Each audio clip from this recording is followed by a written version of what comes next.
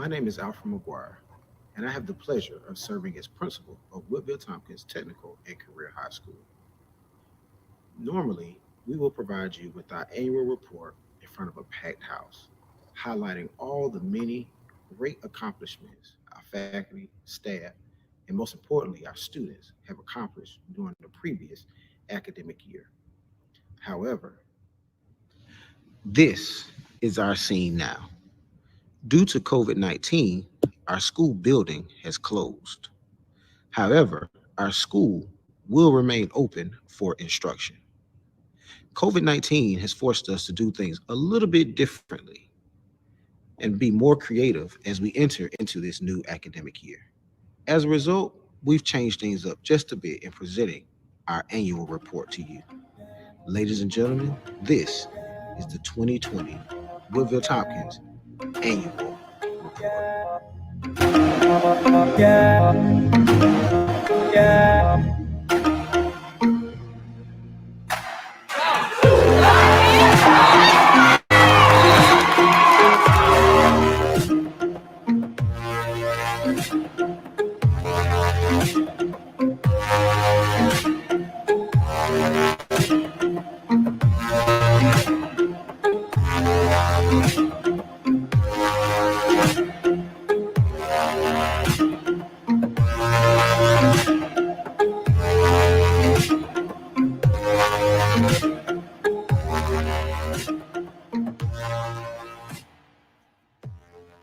Our belief is that we should prepare students for life after high school.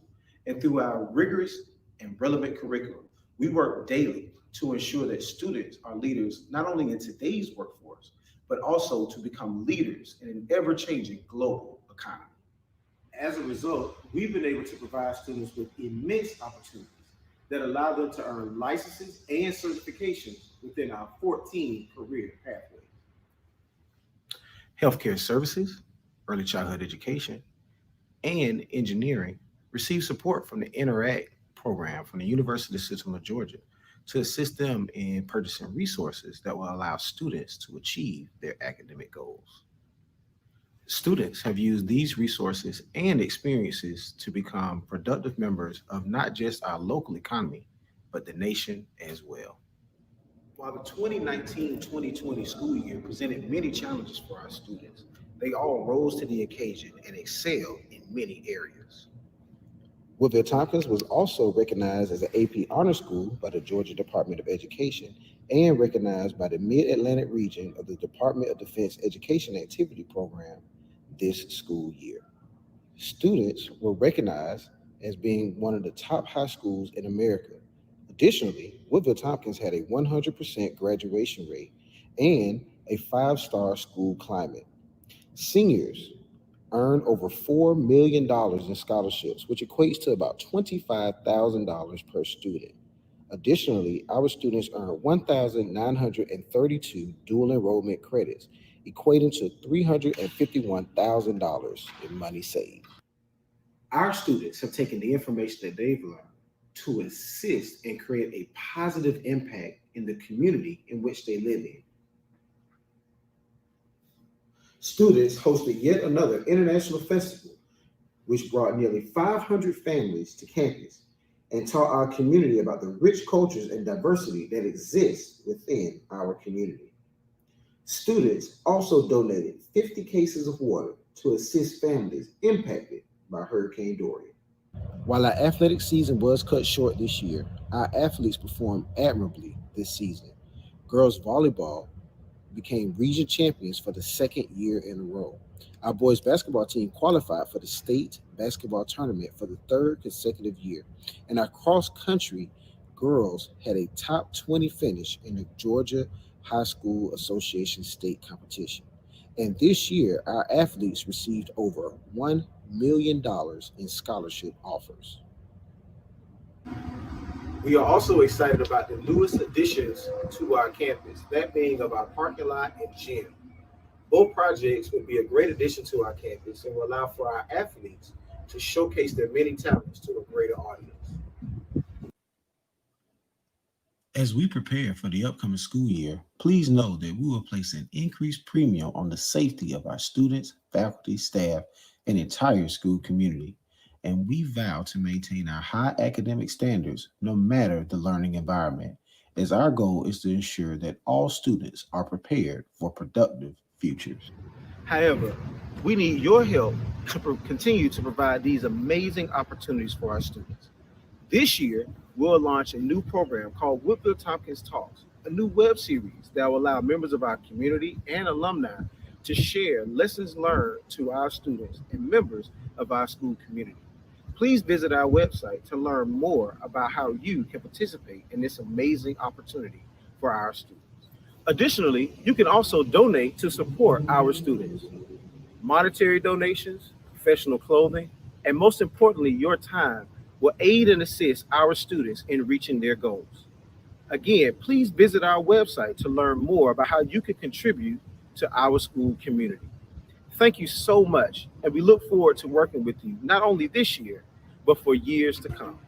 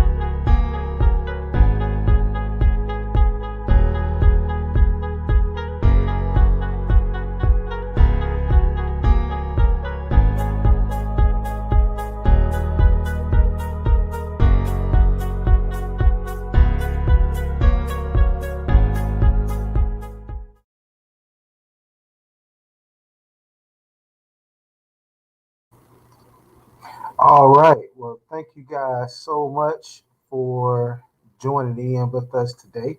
Hopefully, everybody is having a great day and we are off and running. We do want to have a brief conversation with everyone today as we are discussing our phase three return to learn. I know many of you may have questions relative to relative to what's going on, what's that's going to look like. Of course, phase three encompasses our ninth, 10th, 11th, and 12th grade students. Again, our ninth, 10th, 11th, and 12th grade students will be participating in this phase three. And so we want to make sure we take some time to answer any questions that anybody has. I saw a few questions that have already come in on the chat. So I do want to take time to address some of those. However, I do want to kind of outline kind of what the parameters will look like for our students as they are returning back to school or returning back on campus. However, whether that's virtual or if that's within one of the cohorts that we have. So I'm just going to share a little bit of information with you. So again, we are at phase three. Phase one was when everybody was participating virtually. We just entered into phase two, which was our ninth grade students and our pre-K students had the option to return back to campus. And then now we are going into phase three, which will bring back 10th, 11th, and 12th grade students into have the option rather to return to our online or excuse me, our on campus options that we have. So we want to make sure that we take some time to address some of those things that we have there. So again, just want to kind of talk about a couple of things. So what is our goal? Our goal, as always, is to provide a plan so that you guys can be prepared. That's both our teachers and students and our parents, so that you guys are prepared to make sure that we're ensuring the safety of all of our students. That is our main goal, first and foremost, and that will be our goal is ensuring the safety of those people who come into our building even if we weren't in the midst of a pandemic. Our goal is to make sure that everybody is safe. We believe that once students are safe, once teachers feel safe, then they can operate at their best. So that is always our chief and our primary goal that we have for everyone. So two goals here. We can break that down into simpler terms. The first goal is to create an environment where students and teachers are safe. Again, those are the individuals that are inhabiting or in our buildings right now. And then our second goal, once we've done that, our second goal would be to maintain or increase our academic outcomes for our students. We want to make sure that while students may be out, we want to make sure the students are continuing to learn. We do not want this to be a gap or a decline in your students' instruction. So we are focused on doing what we need to do in order to make sure that your students are still prepared for life after high school. So that's whether your students are interested or students are interested in going to college. That is, if a student is interested in going into a trade, going into the military, we want to make sure that we are doing what we can on our end to ensure that students will be successful when they cross the stage and become graduates of what their topics. So those are our two goals. And as we go through this, hopefully you will see that those two goals then reflect what we are hoping for our students for this year. So just as a reminder, the CDC still recommends the screenings, and they also make sure that they also recommend that they make sure that we stay 6 feet away from each other at 15 minutes, no more than 15 minutes of interaction with an individual. So what that means for us is that we have taken the time to go through the classrooms that our students will be inhabiting, our students will be learning in, and we make sure that we've identified areas so that students are at least 6 feet from each other, and we're reducing the opportunities that they may have in order to interact with each other within close proximity within that 6 feet for fewer than 15 minutes. So those are some of the things that we've done, and those are the precautions that we're constantly taking here while our students are on campus. Additionally, we also have put some preventative measures in place on campus. We have scheduled restroom breaks where our students will go in and wash their hands. Also, where students will also have an opportunity to get a break, a brain break, so to speak. So not only are we concerned about the germs, but we're also concerned about some breaks and some mental health for our students as well. So we scheduled some of those things for our students. Also, in addition to that, we've also provided some support for our students as well, and I'll talk about some of those supports as we go a little bit later into this brief presentation that I have for you today. So what are some of the expectations that we have for our students? Our students will be assigned to cohorts Monday and Tuesday, or Thursday and Friday. So those are the two cohorts in which our students will be placed in. And again, if you have any questions, please make sure you place those inside the chat so that we can collect those and be sure to answer any questions that you have. But again, students will be assigned to cohorts Monday, Tuesday, Thursday, Friday, and we're asking that those students attend on those assigned days. So students, please make sure that you attend on the days that you're assigned. Again, if you're assigned a Thursday, Friday, please do not come on Monday, Tuesday. This helps us to maintain the cohorts and also helps us with contact tracing and making sure that we can ensure the social distancing needed to make sure that we go through this process safely. Also, when students come in, they will go through a screening process. We will check the temperatures as they come in the morning. We have a series of screening questions that we'll have for students as well. We also want to make sure that students will wear their mask at all times, except when they're eating. So of course you can't wear your mask while you're eating and drinking. However, at all other times, we are expecting that students, as well as our faculty and staff, will wear their mask at all times. Now, this year, the uniform policy has been relaxed. So we're asking that students will dress appropriately for school. And so that means that the shirts do not have any derogatory or defamatory language there, or inflammatory language, excuse me, on the clothing. Also, that it is of appropriate length. Also, Crocs are not allowed. So students, you cannot wear Crocs to school. You must wear tennis shoes while you're here. So, of course, we want them to be dressed appropriately. We also want to make sure that students do follow the directions of our faculty and staff. Again, we have had some extensive conversations about what our expectations are, and our faculty and staff are merely enforcing what those expectations are, again, as we're looking out for the health and safety of all individuals that will be inside the building. Some other things is that we're asking that students will not congregate in the hallways or common areas. We've set aside a system that will allow for us to move and transition back and forth to classes in a safe manner, or what we believe to be a safe manner. So we want to make sure that students do not take time to congregate inside the hallways or the common areas. We're also asking that students will please bring their school supplies. So that may be a personal computer, paper, or pencil.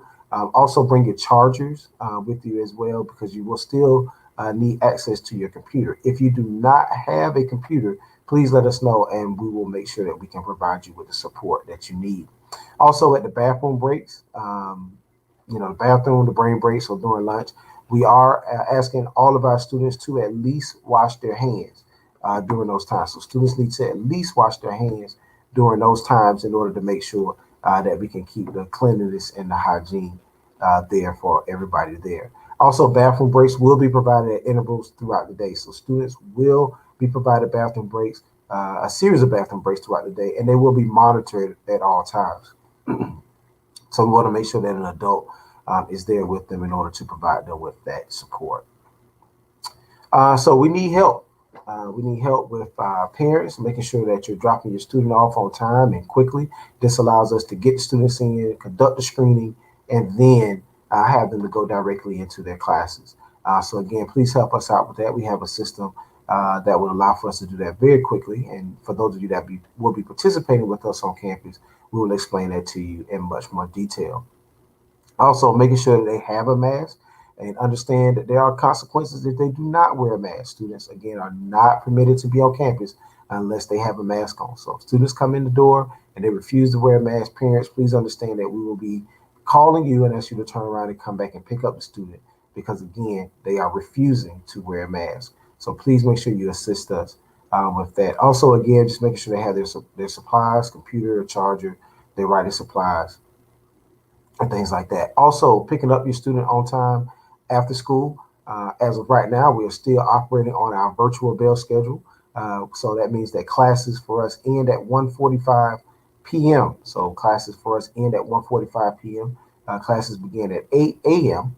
But we ask that you do bring them a few minutes early just to make sure that we can conduct the screening. But then at 1:45 p.m., we are done for the day. So please make sure that you take the time to come and pick up the students on time. Parents, we're asking that you communicate with us. Let us know if your student has been ill. Please let us know that. If you have been exposed to COVID-19, we definitely need to know that because then that helps us, again, when we talk about contact tracing.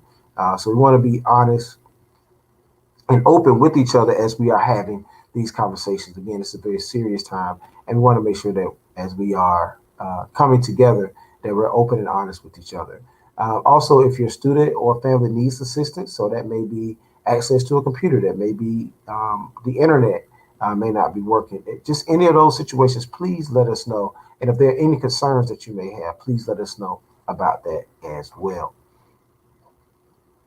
Now, one of the benefits for us is that we are very fortunate to have two great school counselors that work here with us on campus, and the information is here on the screen. But for our 9th and 10th grade students, we have Dr. Miller, who serves in that role. He also is serving as our lead dual enrollment person for this year. And then we also have Miss Nobles. Miss Nobles works with our 11th and 12th grade students.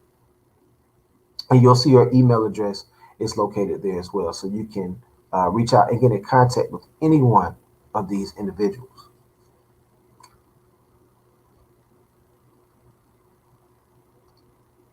All right, so we will pause here and we will take any questions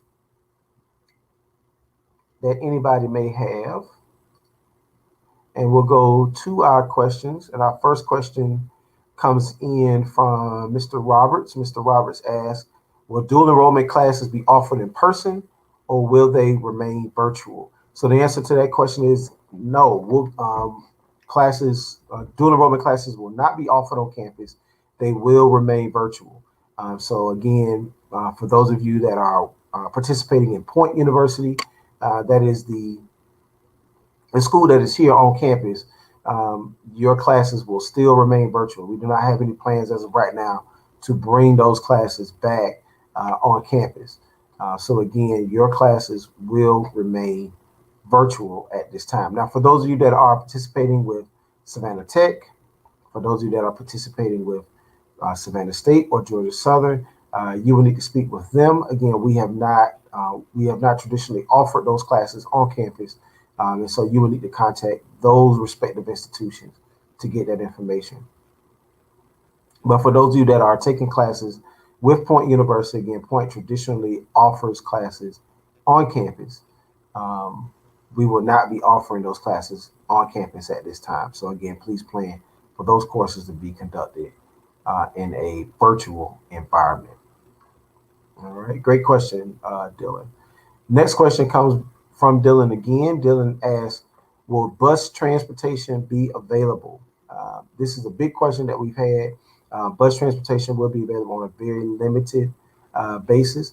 For those of you that are going through the process and completing the application, you will see the information there regarding the busing questions that we may have. So again, you can go to the application and you'll see that information will be posted there to kind of lead you and let you know about transportation. Again, transportation will be provided on a very limited basis. Okay, very limited basis will transportation be provided for families. All right, so again, if you have any other questions, please make sure that you post those in the comment section and we'll definitely work to address any of those questions. While we're doing that, I will check. I think we had a few questions that may have come in through our Instagram page, so I do want to double check and make sure that we don't omit anybody and their questions.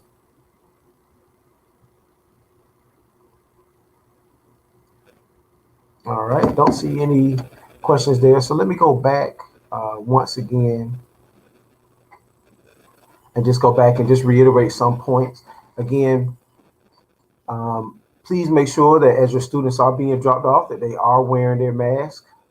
Again, that they are wearing their mask and they are prepared for the screening questions that they will have as they arrive. So please make sure that they are prepared for that. Of course, students will also need their supplies as they're coming in on campus as well. So they'll need their laptops and their chargers as they will be here.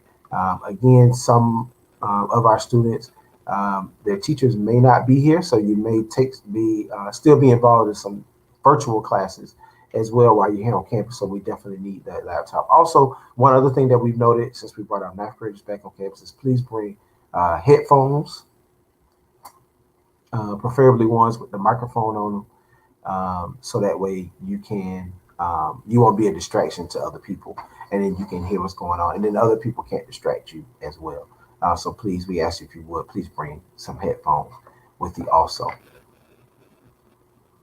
All right, so our next question comes in from Miss McKinney. Miss McKinney asks, if you choose in-person learning at this time, can you switch to virtual learning at any point?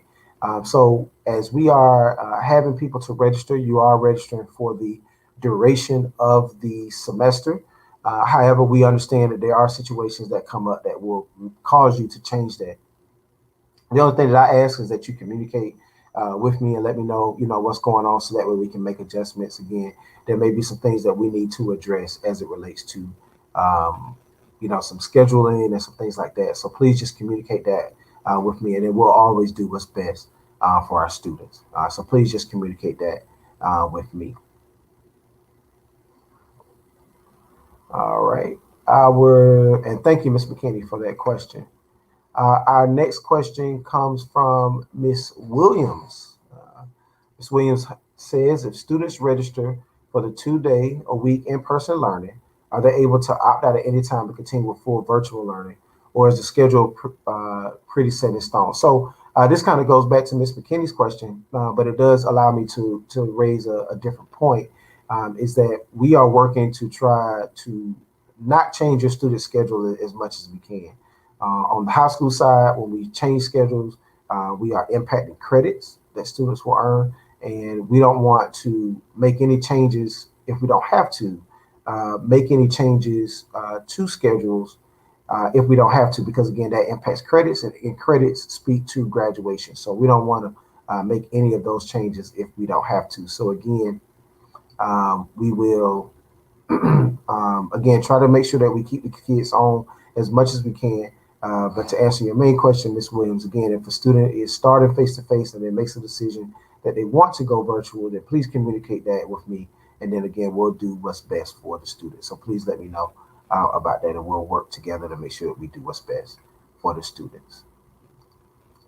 Ms. Williams asked, going forward, is it anticipated that additional days will be phased in later? So right now we're moving to phase 3. Phase 4 will be the next phase on the plan.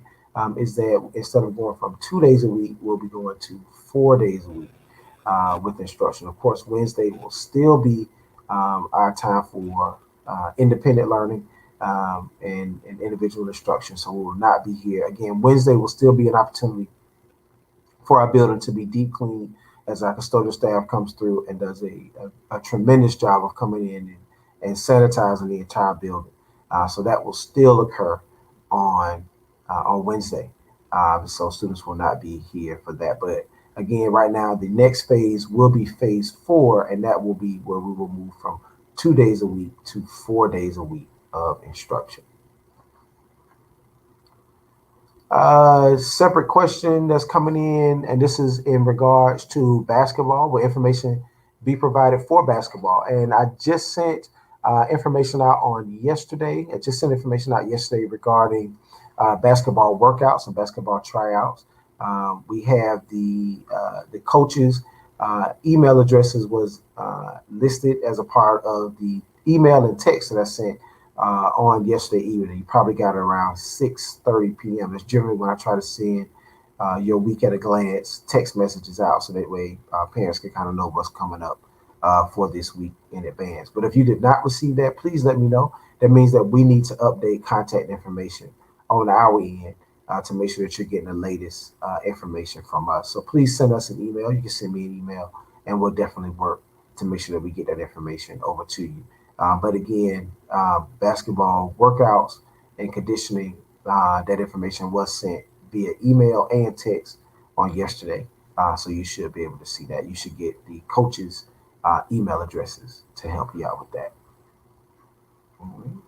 Great questions. Great questions. Again, just want to kind of go back and reiterate the point.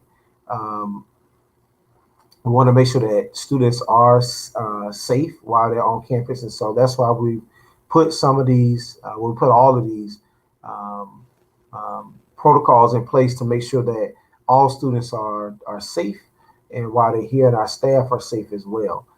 So some people may look at it and say, oh, that's too tough, we shouldn't be doing that. But what we're doing is we want to make sure that anybody that steps foot on this campus is safe.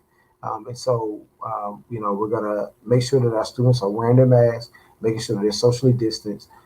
We've got a number of hand sanitizing stations. So every hallway that our students will go on, there's a hand sanitizing station there for them. They have the opportunity to sanitize their hands before they even go into a classroom. So we want to make sure that we're able to support the students and keep a safe and clean environment for everybody here. We've also scheduled bathroom breaks, which would allow students to wash their hands with soap and water. Get hand sanitizer is great, soap and water, from what I'm told, is even better. So we want to make sure that students do that and provide them the opportunity to wash their hands, counting those 20 seconds in order to do that. Now, also, again, as of right now, for those of you that are planning to bring students to campus, please make sure that as you are doing that, that you kind of take into account that we will have a little bit of a delay first thing in the morning when students come in. So we want to make sure that we can, again, screen your students as they come in, ask them those very important screening questions, take the temperature, and then have them in. So please account or give us a little bit of time to account for that in the morning, those delays that may occur. Also, for dismissal will occur at 1:45. Our classes end at 1:45, a little bit different than what we had as we were in the school year, but we are getting out at 1:45 So please, parents, if you are picking up your child, please make sure that you're ready to have them picked up by 1:45. Again, that's when we are conducting dismissal. Also, transportation will be available on a limited basis. For those of you that are completing the application, you will see that information there as it relates to transportation and the availability of transportation for our students. All right. Question comes in from Miss Robin. She says she has a question about for programs like the CNA program that require visits to the hospital to complete their pathway, would there be another option provided so they have already put in, so the work that they've already put in would not be wasted? Yes, we've started conversations centered around that. We've actually even brought in, I had some conversations with the hospital to do that. So our instructors that are working within that program can provide you with a little bit more information about that. But we started that process. Of course, if we're not able to test students during this semester, we still have next semester in order to do the assessments with students. Of course, those things are subject to change. One of the issues that we ran into last year as we concluded the year was that the numbers and the positivity rate was just too high for our students to go there. And not that we don't want them to complete the pathway and earn that certification. It's just that, what's the risk of putting our students in that situation? The risk was just too high at that point in time. So we will revisit that as we get closer to the time for our students to take their CNA and any other certification exams that they would need. All right. And Ms. McKinney asks, what is the earliest times that students can arrive? 7:30 is the earliest time that you can bring your student. Please keep in mind, however, before the students get out the car, we are going to screen them. So again, just bear with us.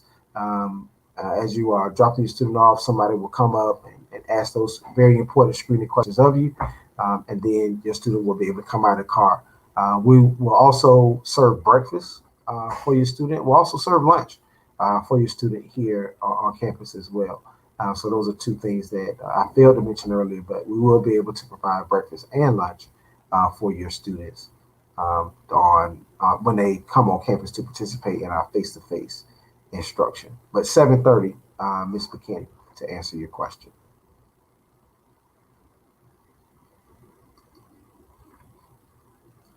All right, so great questions. Thank you guys so much for joining in with us today. This is a great opportunity to come in and answer any questions that you may have regarding our Phase 3 return to learn. Again, if you have any questions, please place them inside the comments. And so that way we can make sure that we can address any questions that you may have.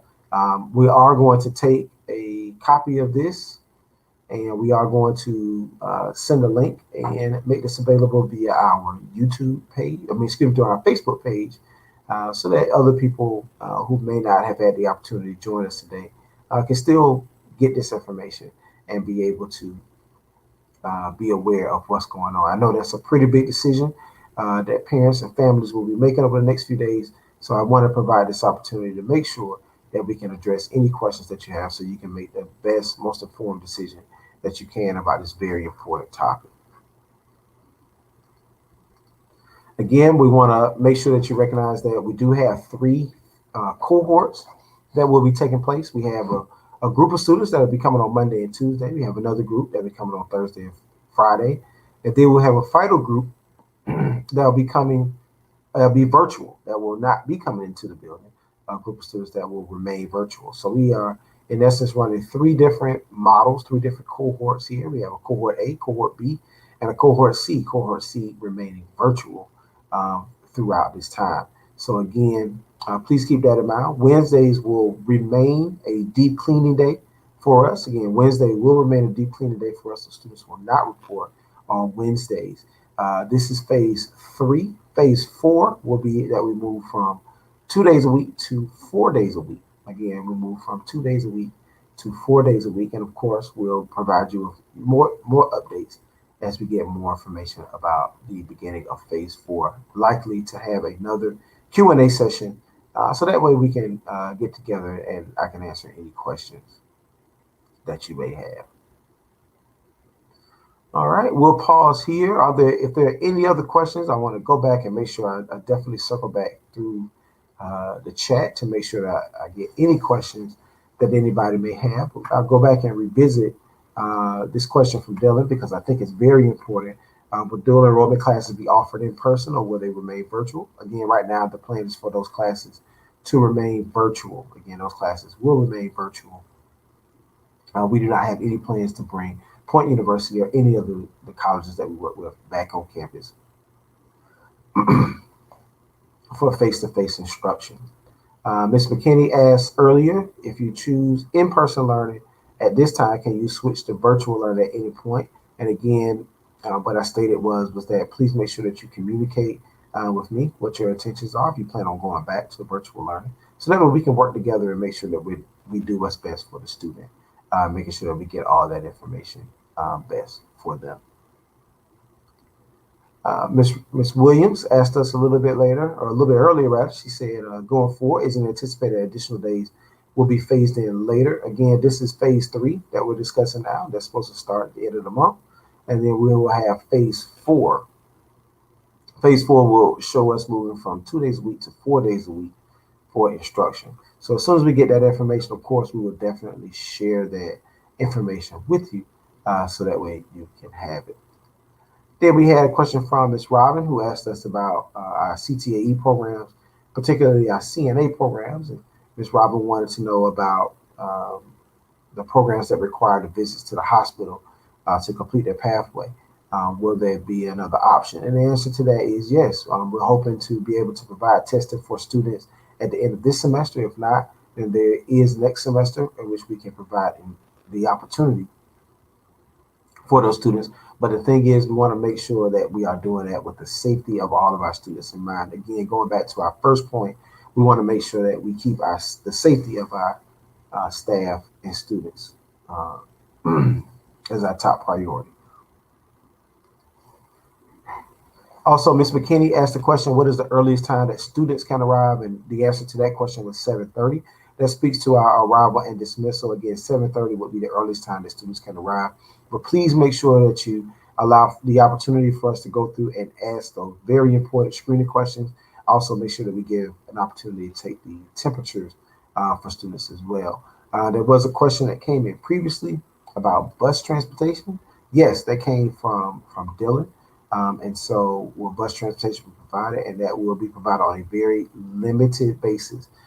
So again, parents, as you're registering, you should see that information as a part of your registration packet, and it will speak to transportation for students.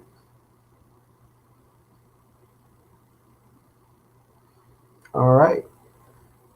Are there any additional questions that anybody has? Are there any additional questions? Kind of pause back. I'll check in the. I will check in the chat here.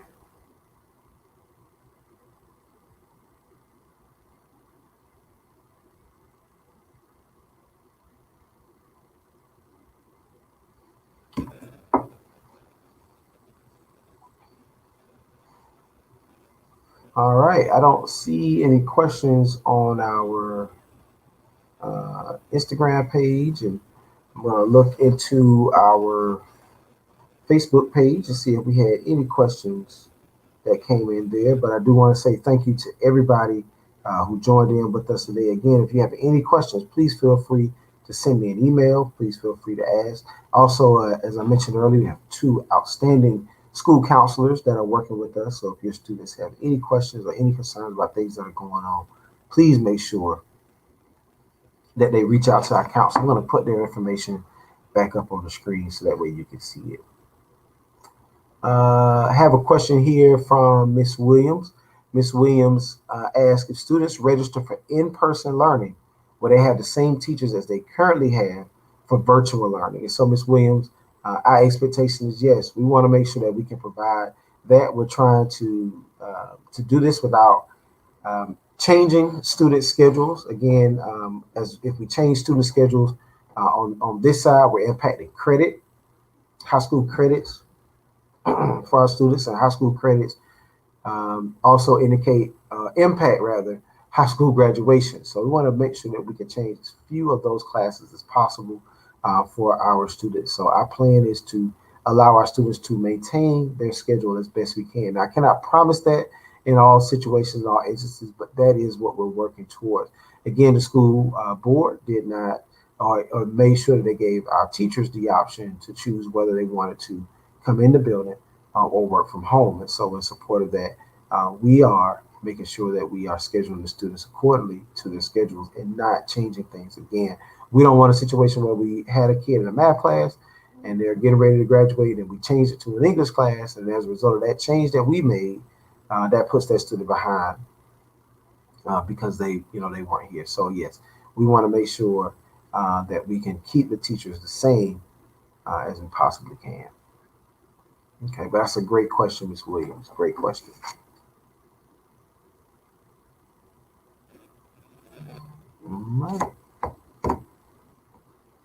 All right. If there are any additional questions, I looked in both of our Instagram, I looked in our Facebook chat. I'm checking the YouTube chat here. I don't see any questions there. But if there are any questions, please feel free to send us an email, give us a call. We're here. We want to make sure that we can address any questions that you have. Again, we know that this is a very important decision that you're going to be making as it relates to your student. So we want to make sure that we can help you to make an informed decision going forward. All right.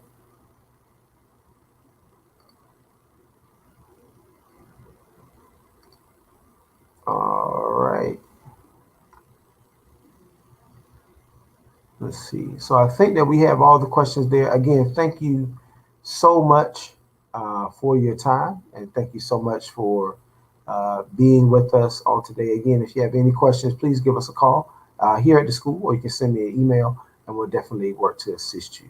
Thank you so much, and again, have a great day.